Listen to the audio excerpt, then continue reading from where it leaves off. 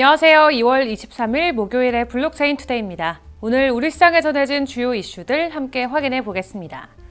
먼저 글로벌 주요 이슈부터 확인해 보시죠. 난센의 데이터에 따르면 바이낸스의 34억 800만 달러에 달하는 준비금 가운데 USDC의 비중이 55.75%로 상승한 것이 확인됐습니다. USDC에 이어 이더리움의 전체가 14.46%를 차지했고 USDT가 2.67%였으며 BUSD는 1.52%로 전해졌는데요. 바이낸스의 준비금 가운데 폴리곤의 맥틱이 2.39%로 네 번째에 위치했습니다. 또 TUSD도 같은 비율을 보여줬는데 지난주 미국 뉴욕주의 금융서비스국이 팍소스의 신규 BUSD 토큰 발행을 중단하라고 명령했지만 난센 데이터 연구원에 의하면 준비금 가운데 BUSD는 지난 10일 동안 15억 달러 증가한 것으로 확인됐습니다. 코인베이스가 유로화 연동 스테이블 코인 유로코인을 상장합니다. 유동성 조건이 충족되면 우리 시간 23일 새벽 2시에 거래가 시작되는 건데요. EU ROC USD와 EU ROC EUR 거래상은 충분한 자금 공급이 이루어지면 단계적으로 열릴 예정입니다. 코인베이스는 이더리움 네트워크에서만 EU ROC를 지원하는데요. 지역에 따라서 EU ROC 거래가 제한될 수도 있습니다.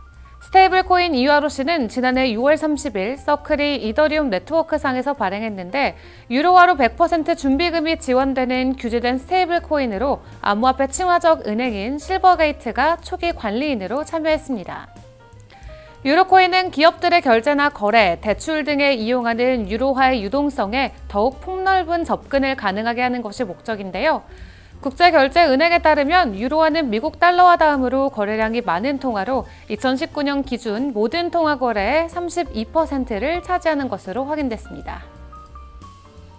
다음으로 국내 주요 이슈 확인해 보겠습니다. 클레이튼 재단이 클레이 미유통 물량을 사실상 전량 소각하기로 결정했습니다.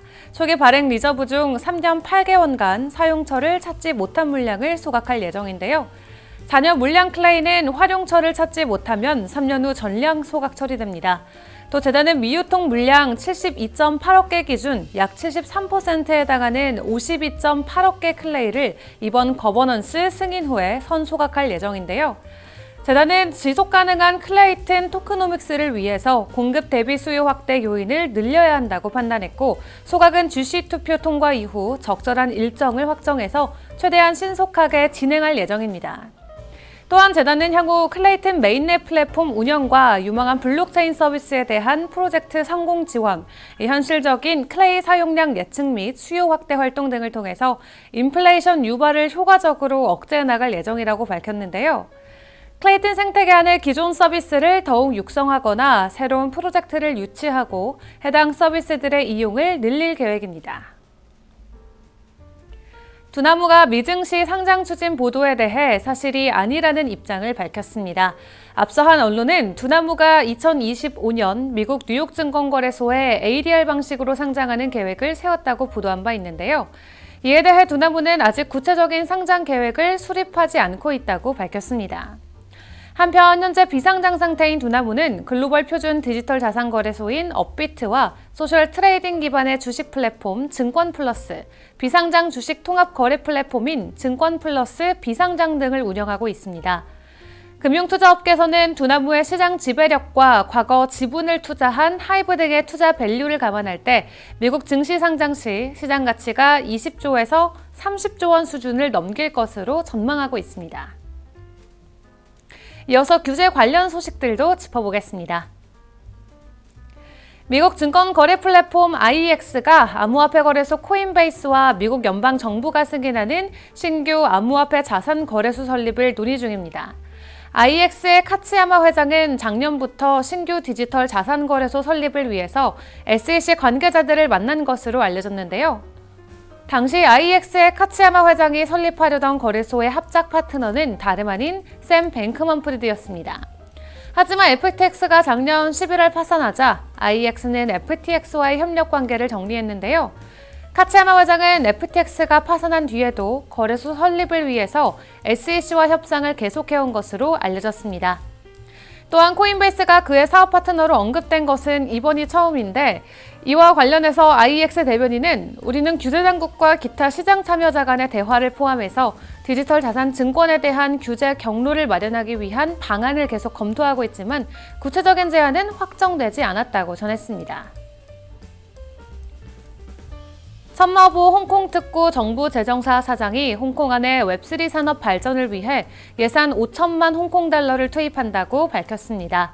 그는 현재 진행 중인 2023에서 24 홍콩 특구 재정 예산안 발표회에서 웹3 생태계 발전을 위해 5천만 홍콩 달러를 우선적으로 투입할 예정이라며 지원금은 글로벌 웹3 포럼 진행, 청년 인재 육성 프로그램 등에 사용될 계획이라고 설명했습니다. 그는 이어서 암호화폐는 웹3 생태계의 상당히 중요한 부분이라면서 지난 10월 홍콩의 암호화폐 정책 발표 후 다수의 혁신 기업들이 홍콩으로의 이전을 추진하고 있다고 전했는데요. 향후 암호화폐 시장 발전을 위한 정부 조직 구성이 이루어질 것이며 여기에는 정책 당국, 금융 당국, 또 시장 관계자들이 포함될 예정입니다. 안녕하세요. SNS 핫이슈의 김예림입니다. 오늘 SNS에서는 어떤 이슈들이 주목받고 있는지 살펴보겠습니다. 신생 NFT 마켓플레이스 블러가 최근 최대 NFT 마켓 오픈시를 추월하며 화제가 되고 있습니다. 한 분석업체에 따르면 블러가 지난 일주일 동안 4억 6천만 달러, 하나로 약 5,963억 원 상당의 NFT 거래를 처리했으며 이는 전주 대비 361% 증가한 수준인데요. 이렇게 주목받고 있는 NFT 마켓플레이스 블러의 창업자가 트위터를 통해 자신의 정체를 밝혔습니다. 블러를 창업하기 전 고등학교를 자퇴한 뒤 MIT에서 수학과 컴퓨터 공학을 전공했다. 틸 재단에서 장학금을 받았고 블록체인 기반 도메인 서비스 핸드쉐이크의 개발사 네임베이스를 설립했다며 자신의 학력과 경력을 소개했습니다. 이어 트위터 아이디인 팩맨은 자신의 아이덴티티, 즉 정체성을 표현하는 것이고 자신의 실제 이름보다 발음하기가 쉽다며 계속해서 자신을 팩맨으로 칭해주길 당부했습니다. 또한 마지막 문장에 커뮤니티와 블러를 구축하며 NFT 업계를 함께 성장시킬 수 있어 기쁘다고 말했습니다. 블러의 등장으로 새롭게 불고 있는 NFT 마켓 바람이 이용자들에게 어떤 이점을 선사할지 기대되네요.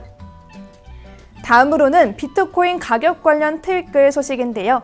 미국 연방준비제도의 금리 인상 장기화에 따른 우려로 비트코인이 하락세를 보이며 24,000달러대에 거래되고 있습니다.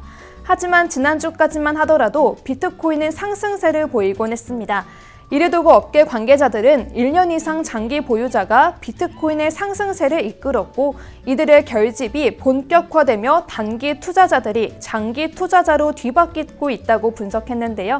또 다른 전문가 온체인 애널리스트 윌리엄 클레멘테가 트위터를 통해 누군가 비트코인을 매수한 것이 운이 좋았다고 말할 때마다 이 차트를 보여달라며 비트코인 차트를 함께 게재했습니다.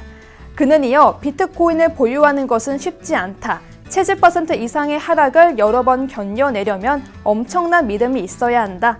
마켓은 사람들의 신념을 시험하며 비트코인의 변동성은 최고의 스트롱핸드, 가격 변동에 흔들리지 않는 장기 투자자들에게 트랜스퍼되는 메커니즘이다라고 언급했습니다. 비트코인 상승세가 잠시 주춤하지만 단기 투자자들이 장기 투자자로 변하는 메커니즘이 활성화될수록 암호화폐 시장은 더 안정적으로 변할 수 있겠네요. 지금까지 SNS 핫이슈의 김예림이었습니다. 오늘 시장에서 전해진 주요 소식들 함께 확인해봤습니다. 코인 개별 이슈와 차트 분석은 정오에 방영되는 블록체인 투데이 플러스에서 함께하겠습니다.